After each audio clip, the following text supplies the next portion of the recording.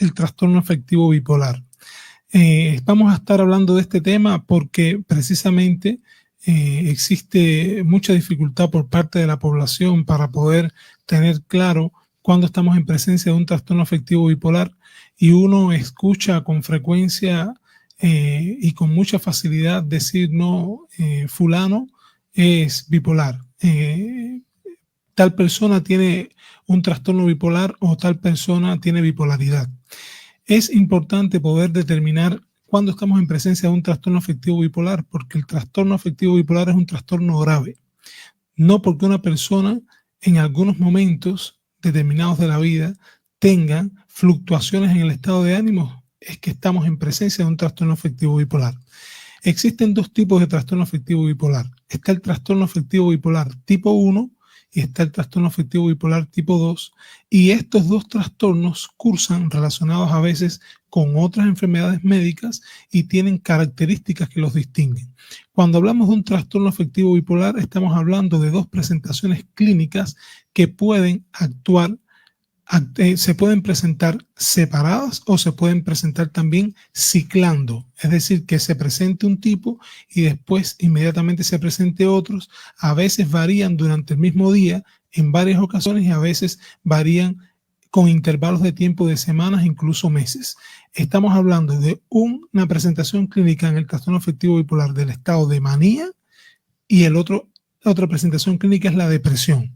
Y está también la hipomanía y la depresión mayor, ¿sí? Ahora, cuando estamos hablando de manía, nos estamos refiriendo a un estado en el que la persona siente sentimientos de grandiosidad y hay un aumento de la autoestima. Pero no estamos hablando de personas que generalmente las características clínicas que los distinguen es que tienen una autoestima elevada. Hay personas con características de personalidad que sienten que son, por ejemplo, inteligentes, que sinceramente no tienen complejos de ningún tipo, que son personas, como dicen algunas personas por ahí, son poco complicadas, pero esto no significa que tengan un estado de manía. En el estado de manía, la persona, cuando está estable, no tiene nada que ver con estos síntomas.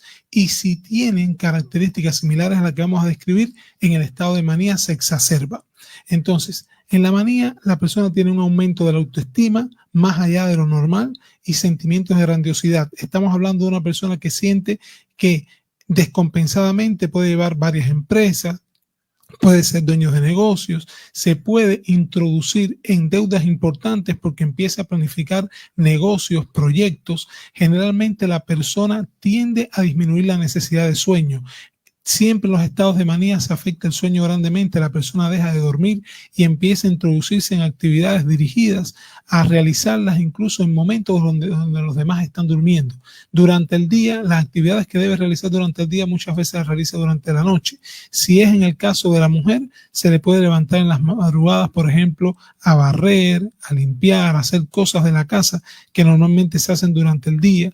La persona en estado de manía tiene una verborrea y una aceleración del pensamiento importante. Nos damos cuenta que tiene una gran locuacidad, la persona tiende a hablar constantemente, siente que sus pensamientos tienen una velocidad mayor que la de los demás y puede llegar a tener incluso fugas de ideas. Las fugas de ideas es que el paciente habla tanto que de pronto pierde el hilo conductor de la conversación y no se acuerda qué es lo que estaba diciendo. Y para volver a conectarse con el tema, incluso a veces hay que ayudarlo. Entonces, también es una persona que en algunos momentos siente más energía de lo normal, y esta energía puede ir encaminada, por ejemplo, a verticalizarse, a trabajar mucho más en el trabajo, a tener un aumento de la libido sexual importante.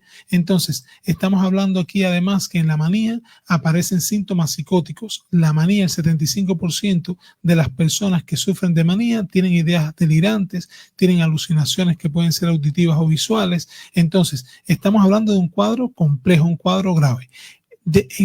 La otra forma de presentación, que es la depresión mayor, el paciente generalmente en el trastorno afectivo bipolar no solamente siente tristeza, sino que hay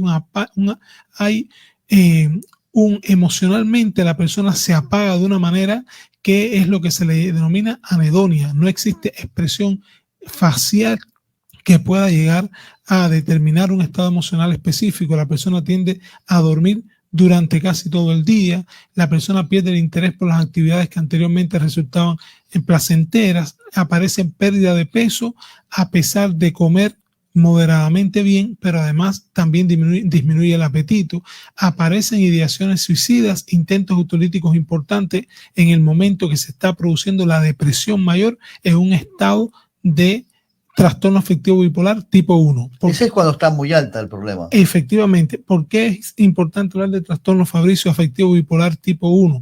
Porque el tipo 1 se describe con la manía. La manía es ese estado que describimos anteriormente, pero que cursa con síntomas psicóticos. El paciente tiene ideas delirantes, tiene alucinaciones y además de esto, tenemos que aclarar que para diagnosticar el trastorno afectivo bipolar tenemos que estar convencidos de que el paciente ha tenido por lo menos en su vida un episodio maníaco o hipomaníaco. Este episodio maníaco, si no se presenta, no podemos hablar de un trastorno afectivo bipolar porque así lo establece la Clasificación Internacional de Enfermedades y también el DSM-4 y el DSM-5, pero puede ser que antes del trastorno de la manía se pueda presentar episodios depresivos, pero hasta que no se presente un cuadro de manía no podemos hablar que estamos en presencia de un trastorno afectivo bipolar. ¿Pero esto se puede controlar? Sí se puede controlar. Se puede controlar porque existen tratamientos farmacológicos y tratamientos no farmacológicos. Es importante recordar que en el trastorno afectivo bipolar no existe una causa única. O sea, existen factores, es multifactorial, se le adjudica una responsabilidad bastante alta a las causas genéticas, también a los factores medioambientales. No es lo mismo la persona que se cría en un ambiente donde predominan, por ejemplo, discusiones importantes, donde existen consumo de drogas, y es importante también determinar esto. Existen a veces comportamientos que parecen trastornos afectivos bipolares y no lo son. Por ejemplo, una persona que esté consumiendo drogas, puede ser que en el momento en que está en abstinencia fluctúe su estado de ánimo, pero sin embargo cuando ya pasa el proceso de abstinencia ya desaparece todo y no estamos hablando precisamente de un trastorno afectivo bipolar. Para hablar, por ejemplo, de una manía tenemos que estar hablando de estas características clínicas descritas anteriormente que se den por lo menos mínimo durante una semana, casi todo el día y durante casi todos los días de la semana. ¿Los casos son muy frecuentes en Esmeraldas o no? Sí son frecuentes, lo que en muchas ocasiones existen alteraciones en los diagnósticos. Para diagnosticarlo tenemos que estar bien claros primero de cuáles son estas características clínicas. Tenemos que tener en cuenta, por ejemplo, que generalmente el trastorno afectivo bipolar afecta tanto a hombres como a mujeres. Sin embargo, el trastorno afectivo bipolar tipo 1 tanto a hombres como a mujeres, y el tipo 2 afecta más generalmente a las mujeres. Y a la hora de diagnosticarlos tenemos que tener en cuenta que tenemos que darnos el tiempo, tenemos que ir a la historia de vida de la persona. Se estima que el trastorno afectivo bipolar tipo 1 aparece fundamentalmente en edades promedios a partir de los 18 años. El trastorno afectivo bipolar tipo 2 aparece generalmente a partir de los 20 años. Y se describe también, se estima que el 60 millones de personas aproximadamente en el mundo padecen de trastorno afectivo bipolar, pero en muchas ocasiones tampoco se diagnostica adecuadamente. El trastorno afectivo bipolar se utiliza desde el punto de vista farmacológico, siempre tiene que llevar tratamiento farmacológico. Si el trastorno afectivo bipolar no tiene tratamiento farmacológico, tenemos que dudar de que lo sea. Una persona con un trastorno afectivo bipolar desarrolla cuadros maníacos y tiene que llevar un tratamiento farmacológico. ¿Por qué? Porque estamos hablando aquí de alteraciones neurobiológicas que existen en su organismo y que no se pueden controlar solamente porque hagamos terapias psicológicas. Puede llegar a enloquecer, puede llegar a perder la razón. De hecho, en la manía la persona pierde la razón. Hay una pérdida del contacto con la realidad donde en muchas ocasiones después le preguntas a la persona lo que hizo y no lo recuerda. Entonces, es importante, cuando hablamos de que puede perder la razón, no estamos hablando de una esquizofrenia, estamos hablando de un trastorno mental grave igual que la esquizofrenia y tan discapacitante que genera un deterioro clínico significativamente en el área personal, laboral, familiar, porque además las personas que están lidiando con personas con trastorno afectivo bipolar sufren mucho porque en muchas ocasiones no saben cómo manejarlo. En determinados momentos, por ejemplo, cuando es en el hombre tiene otras características. Generalmente en el hombre se asocia la manía a irritabilidad, a agresividad, a querer, por ejemplo, que predomine todo lo que él dice. En muchas ocasiones funciona así. La persona comienza a hacer compras desmedidamente y, por supuesto, cuando empiezas a comprar desmedidamente, a introducirte en créditos en los bancos, y después no tienes con qué cancelar. Esto genera una disfuncionalidad familiar importante que generalmente crea crisis familiar. Entonces, si mientras más pasa el tiempo y no se diagnostica oportunamente, el paciente también se agrava.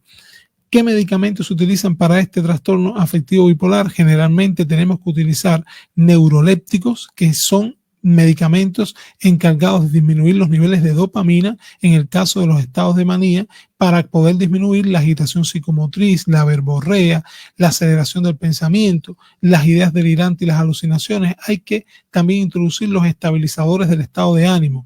Los estabilizadores del estado de ánimo son extremadamente importantes porque es un trastorno afectivo bipolar. Si no lo utilizamos, corremos el riesgo de que no se compense. En muchas ocasiones también hay que utilizar ansiolíticos juntos con estos medicamentos. En el trastorno en la presentación depresiva tenemos que utilizar la mayoría de las veces también neurolépticos que trabajen para aumentar los niveles de serotonina en sangre, usar antidepresivos, pero tenemos que utilizarlo con cautela. ¿Por qué? Porque cuando utilizas el antidepresivo, si no tienes un buen seguimiento del paciente, puede pasar a un estado de manía o puede inducir el estado de manía, y esto complica también el tratamiento. ¿Qué parte de nuestro organismo es la más afectada cuando hay este problema? La parte del organismo más afectada es el sistema nervioso central. Es el sistema nervioso central. ¿Por qué? Porque la persona con un trastorno afectivo bipolar precisamente tiene una afectación en el sistema nervioso central, pero con repercusión en otros órganos. Tenemos que tener en cuenta, por ejemplo, ¿por qué decimos lo principal, el sistema nervioso central? Porque los elementos implicados pertenecen a este sistema. Pueden existir otras enfermedades asociadas. Puede ser que el trastorno afectivo bipolar se asocie, por ejemplo, con una diabetes mellitus, con una hipertensión arterial, con trastornos cardiovasculares. Ahí más complicado. Ahí es más complicado. Es más complicado porque incluso a la hora de trabajar se puede incluso también asociar a enfermedades crónicas no diagnosticadas, como pueden ser enfermedades, por ejemplo, hepáticas. Una vez que existe una enfermedad hepática, hay que tener cuidado en cómo también prescribimos los estabilizadores de estado de ánimo, porque muchos son hepatotóxicos. Es decir, que hay que tener todo esto en cuenta para poder tratar adecuadamente al paciente con un trastorno afectivo bipolar. Y, muy importante, la psicoterapia en enfoque psicosocial.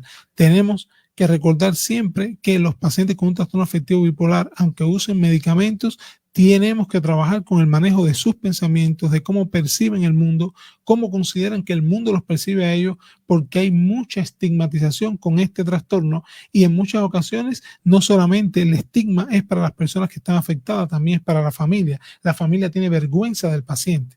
La familia en muchas ocasiones no quiere salir con el paciente, en muchas ocasiones lo esconden a veces, no quieren enfrentar esta realidad. Así es, lo esconden también. Ahí se agrava. Y ahí se agrava. Entonces, es importante poder tener un buen enfoque psicoterapéutico y psicosocial para poder ayudar a la familia y al paciente. Por esto y muchos más. Sí, salud mental siempre es mucho más que solamente tratamiento farmacológico o tratamiento no farmacológico donde se incluye la psicoterapia. Tenemos que ver al individuo como un individuo integral para poder ayudar efectivamente. Estamos ubicados en la calle Nelson Ortiz 101 entre Barbisotti y Avenida del Pacífico, en el sector Las Palmas, allí en el Centro de Atención Integral en Salud Mental Chalón. Nos pueden ubicar los números 0994 20 87 57 o los números 0985 5407 64. Ahí estaremos gustosos de poder atenderles.